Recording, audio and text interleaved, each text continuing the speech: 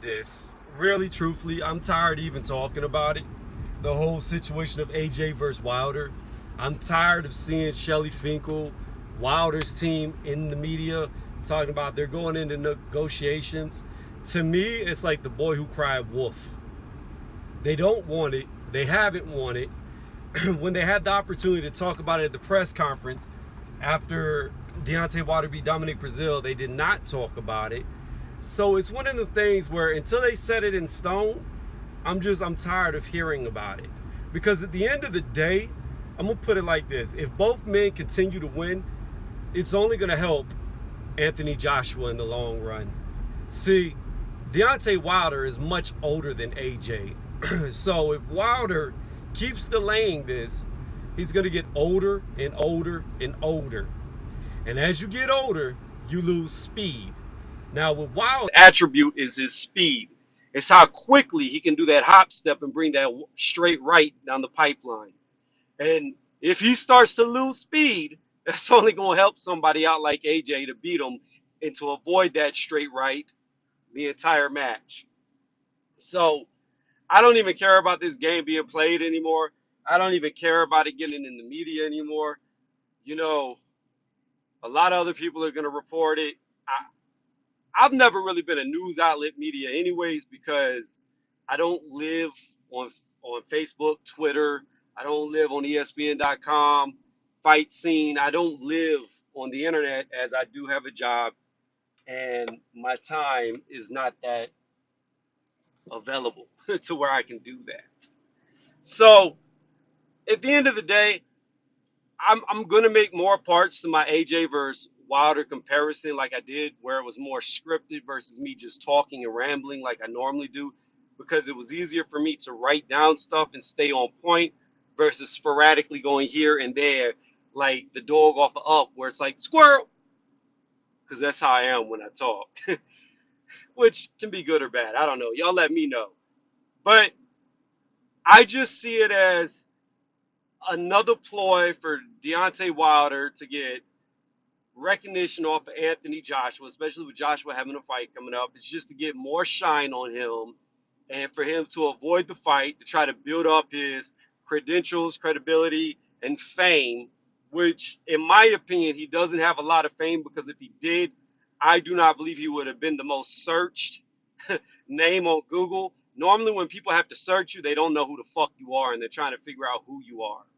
Sorry again for cussing, as I am trying to wean myself off of using profanity in my videos and especially my live chats as I'm trying to get more people. Some people may disapprove with that, so we're trying to get away from that. As you can see, I'm rambling now, like I said I do. But yeah, I don't see it legitimate. The, the article I read was full of a bunch of what ifs and hypotheticals, and that's all it's ever been. I cannot 1,000% say all the blame is on Wilder. AJ and Eddie Hearn don't hold none of the blame because nobody, no matter the stories we hear, nobody actually knows what goes on behind the scenes unless you're one of their lawyers or you're directly involved with the negotiation. So it's impossible for anybody to truly know. But from what I've seen and from the interviews I've heard given and the reluctance to have Deontay Wilder mention AJ's name in a fight, especially in the ring after he won his last fight, I just don't see Deontay Wilder really wanting the fight. And in my opinion, what I really hope ends up happening is like I talked about on my last live about the UK boxers. I really hope that Dillian White gets his mandatory slot and fights Deontay Wilder. And then Deontay Wilder is either going to fight him or he's going to dodge him to fight AJ because he's going to have no place to go. He'll have to fight AJ because Dillian White will knock him out. There's no doubt in my mind. And do believe that if Wilder loses to AJ, whether they have a rematch or not, I'm telling y'all right now, in my opinion, Dillian White has shown the most improvement out of any heavyweight out there. That's why I talk about him so much. That's why I like him, because like I said, he's going through the furnace. He's going through the fire. He has earned my respect. And like I said, it may seem like I'm biased towards him, even though I claim to be the most unbiased I can be. But I have to respect somebody who doesn't take easy fights, who doesn't fight bumps, who doesn't fight somebody who's only had 3 fights in 3 years. I've got to respect the guy who fights a guy who's ranked in the top 15 in the world.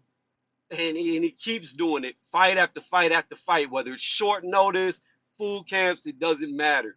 So I'm going to tell you, and a lot of UK people might disagree with me, but I think in the rematch against White and AJ, I honestly truly believe that Dillian White will beat AJ in the rematch. And I really believe, I'm going to tell y'all right now, if the Tyson Fury that showed up against Deontay Wilder shows up against Dillian White, Tyson Fury will be knocked out. There's not going to be no getting up and continuing on fighting. Dillian White will put him out of there quickly because he's not going to miss punches like Wilder was missing punches once he gets Tyson Fury hurt. And another thing I like about Dillian White is he's a dog. You could tell when somebody's a dog because I was telling this to one of my subs. If you rewatch the AJ fight with Dillian White, AJ hit Dillian White after the bell, and when he did that to Dillian White, Dillian White went after him. He started throwing punches after the bell. He even went as far as to throw a punch over the referee's head to hit AJ after the bell because AJ hit him late. That's a dog. So you already know if you get dirty with White, he's gonna get dirty with you, and I like that. And like I said, I just have a lot of respect for his career, and there's nothing wrong with that. But back to the topic at hand. I do not believe that we're going to see AJ versus Wilder, and I'm not getting hype off any news, and I really don't think I'm going to cover anything until it's set in stone and a contract signed because it's just, to me, it's just a pipe dream. Thank you all for watching.